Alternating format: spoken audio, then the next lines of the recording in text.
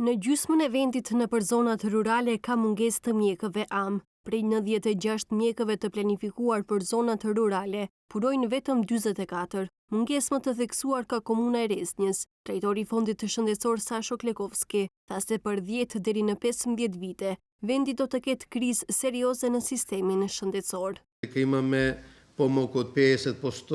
Kemi më pak se 50% plotësim të ambulantave rurale dhe kjo është shenjë se duhet të kërkojmë masa për mëtej. Masat duhet t'i inkurajojnë mjekët e rinj të fillojnë të punojnë në zonat rurale. Në Dibër ka mjek të papunësuar, ndërsa ka vende të lira për mjek am për zonat rurale. Në këtë drejtim duhet ta ndryshojmë rregulloren që e rregullon këtë çështje, të sigurojmë liberalizim të mëtejshëm të kushteve për mjekët rural am dhe të shohim se cilat janë pengesat që pamundsojnë mjekët e rinj të fillojnë të punojnë si mjek am rural.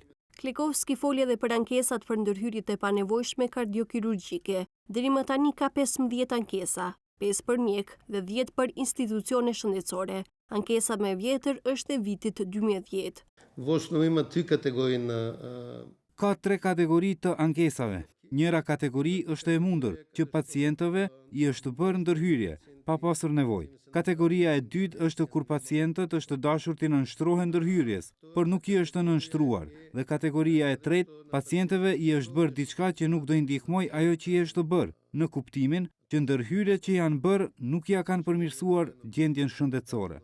Ndërkohë për mungesën e terapive në klinikën e onkologjisë, drejtori i Fondit të Shëndetësor tha se për njërin terapi, mungesa ka ndodhur për shkak të distributorit nga Turqia, ndërsa për terapinë e dytë pasi nuk është paraqitur asnjë kompani në tender. Ndërkohë për mungesën e tumormarkerëve, Klekovski tha se ato janë në dispozicion në 50 klinika shëndetësore dhe pacientët nuk janë të detyruar që vetëm në klinikën e onkologjisë t'i marrin këto shërbime.